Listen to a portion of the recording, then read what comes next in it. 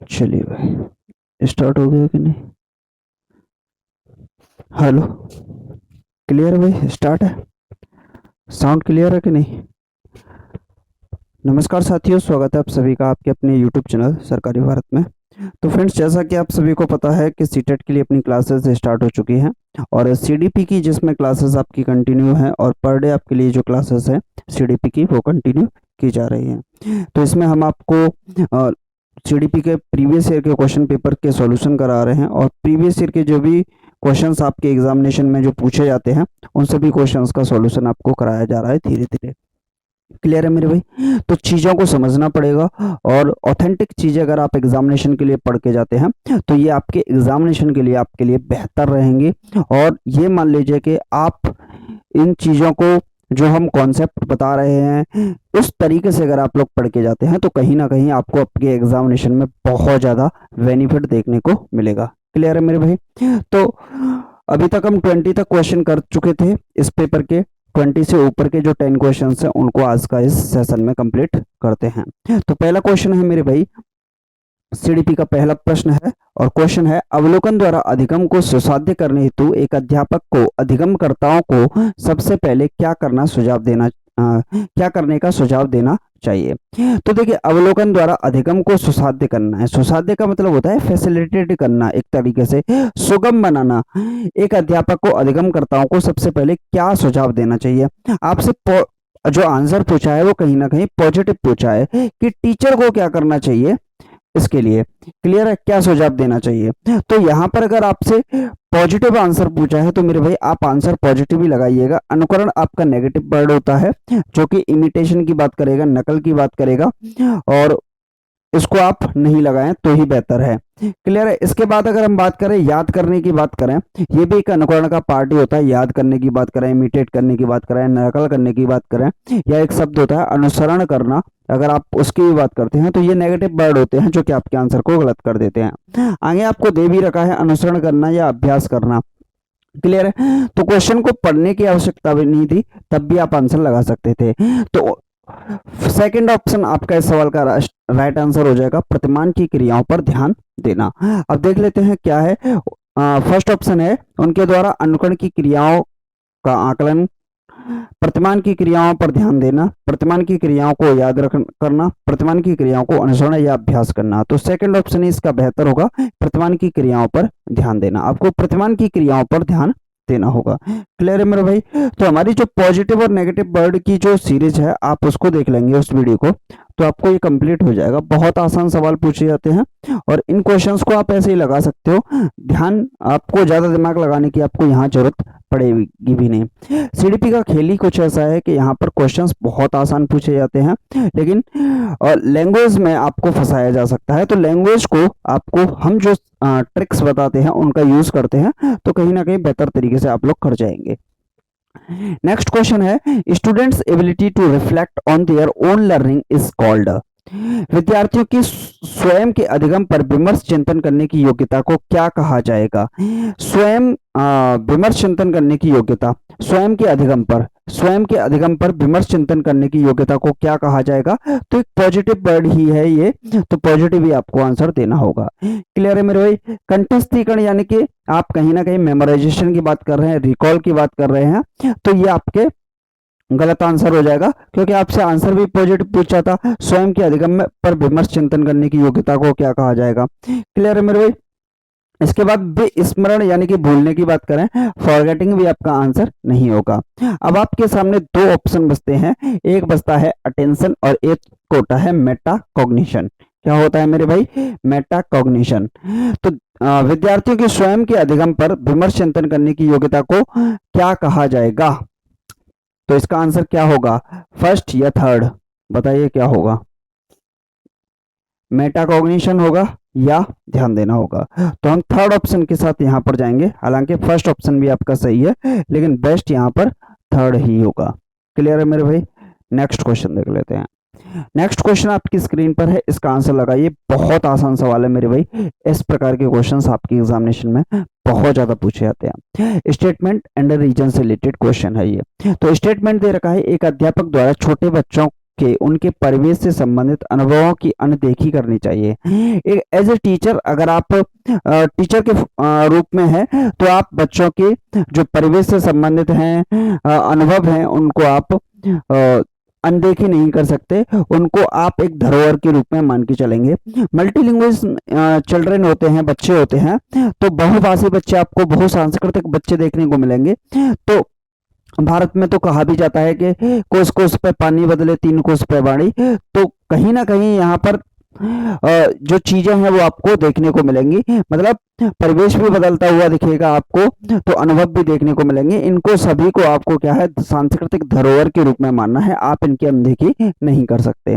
तो इसने बोला है ए सही है, तो ये गलत है, ए सही है, ये गलत है, ए सही है, ये गलत है। फोर्थ ऑप्शन ही आपका राइट आंसर हो जाएगा, पढ़ने की जरूरत भी नहीं है क्वेश्चन को कंप्लीट। क्लियर है मेरे भाई? वैसे देख लेते हैं, विद्यालयों में अधिगम विद्यार्थियों के सामाजिक सांस्कृतिक संबंध संदर्भ से अलग करके होना चाहिए, तो आप अलग करने की बात नहीं करेंगे, तो आर भी गलत हो गया। तो फोर्थ ऑप्शन इस सवाल का राइट आंसर हो जाएगा। बहुत आसान सवाल पूछे जाते हैं मेरे भाई। चलिए नेक्स्ट क्वेश्चन आपकी स्क्रीन पर है और मुझे सिर्फ एक वर्ड दिखा है इसमें नेगेटिव, आपसे नेगेटिव पूछा है तो आपको आंसर भी नेगेटिव देना होगा। अब आप देख लीजिए कैसे आप अपना आंसर दे सकते हैं विद इन सेकेंड्स। देखिए यहां पर अगर बात करें, नेगेटिव पूछा है आपसे, चलिए निम्नलिखित में से कौन सा कथन अधिगम के बारे में सही नहीं है?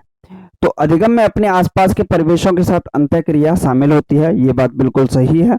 अधिगम एक सक्रिय प्रक्रिया है, ये भी बात सही है। अधिगम व्यक्तिगत कारकों से प्रभावित होता है, बात ठीक है।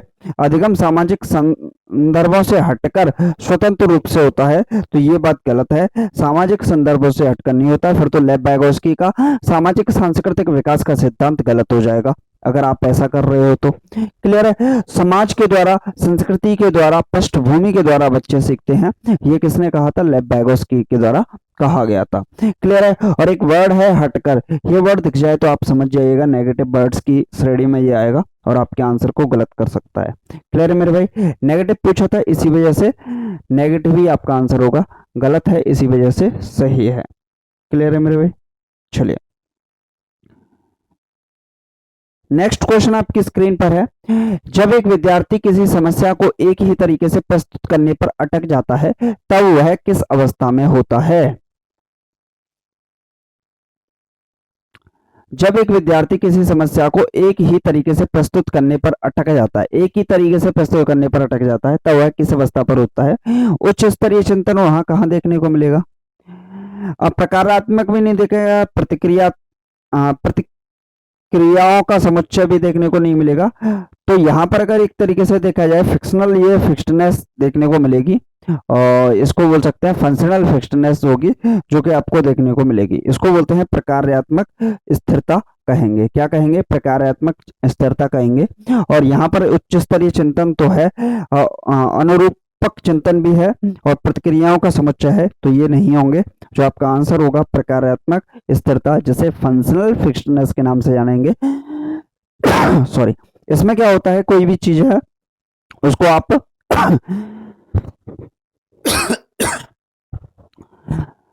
एक ही तरीके से प्रस्तुत करने पर जब अटक जाते हैं। क्लियर है मेरे भाई? चलिए नेक्स्ट क्वेश्चन आपकी स्क्रीन पर है, लगाइए इसका राइट आंसर क्या होगा। बहुत आसान सवाल है मेरे भाई। अधिगम की प्रक्रिया में त्रुटियों के बारे में क्या सही है? तो आपसे त्रुटि पूछा है, त्रुटियों के बारे में क्या सही है? अधिगम की प्रक्रिया में त्रुटियों की कोई भूमिका नहीं है, त्रुटियां अर्थपूर्ण है और उन पर चर्चा होनी चाहिए, ये बात बिल्कुल सही है। अध्यापक द्वारा त्रुटियों पर ध्यान नहीं दिया जाना चाहिए, ध्यान दिया जाना चाहिए। त्रुटियों की कोई भूमिका नहीं होती, ये भूमिका होती है। त्रुटियों को नकारात्मक पुनर्वलन द्वारा संबोधित किया जाना चाहिए, तो नकारात्मक भी आपका गलत है, नहीं दे रखा है नेगेटिव है, नहीं दे रखा है नेगेटिव है। सेकंड ऑप्शन इस सवाल का राइट आंसर हो जाएगा। पढ़ने की आपको जरूरत नहीं थी, फिर भी आप इस क्वेश्चन का आंसर लगा सकते थे। तो अब हम क्या करते हैं, हमको इतनी प्रैक्टिस हो चुकी है कि हम क्वेश्चंस को क्या करते हैं, तोड़ तोड़ के आप आंसर देने लग गए हैं। तो आप समझ सकते हो आपको मैंने इस स्थिति पर पहुंचा दिया है। क्वेश्चन है मेरे भाई, इंग्लिश वाले इंग्लिश में भी पढ़ लेंगे। क्वेश्चन है, which of the following emotion is likely to motivate students to learn. निम्नलिखित में से कौन सा संवेग विद्यार्थियों को अधिगम के प्रति अभिप्रेरित करता है? कौन सा संवेग है जो अधिगम के प्रति अभिप्रेरित करता है, यानी कि स्टूडेंट्स को मोटिवेट करने का काम करता है? तो मोटिवेशन दो प्रकार का होता है, एक्सटर्नल मोटिवेशन और इंटरनल मोटिवेशन। इंटरनल मोटिवेशन जो होता है वो एक लंबे समय के लिए रहता है, जबकि एक्सटर्नल मोटिवेशन एक छोटे से समय के लिए देखने को मिलता है। क्लियर है? तो कौन सा प्रेरित करेगा?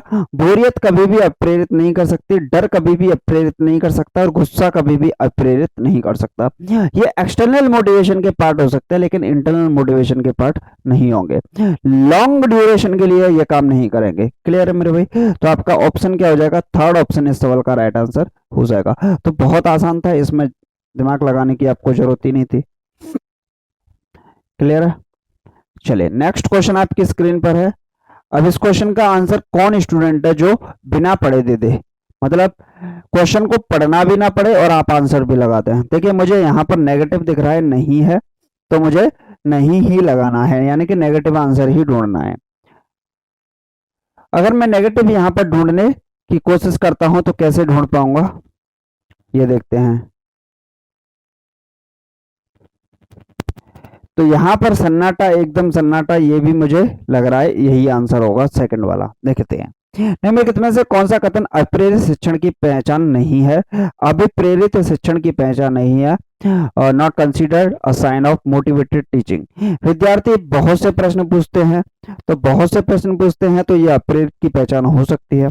कक्षा में एकदम सन्नाटा, यहाँ तक कि जब अनुभव साझा करने के लिए कहा जाए तब भी, तो ये बात कहीं ना कहीं क्या कर रही है? अप्रेरित शिक्षण की पहचान नहीं है। सन्नाटा बना हुआ है, अनुभव साझा कर रहे हो, फिर भी आप सन्नाटा बनाए रखे हैं, यानी कि कहीं ना कहीं डिस्कशन को पार्ट नहीं बनाया गया है, इंगेजमेंट नहीं लाई जा रही है, वाद विवाद नहीं किया जा रहा है, चर्चाएं नहीं की जा रही हैं, विचार विमर्श नहीं किए जा रहे हैं, चिंतन नहीं किया जा रहा है। शिक्षार्थियों को अपनेपन का बोध हो, तो ये तो अप्रेरित शिक्षण की पहचान होगा।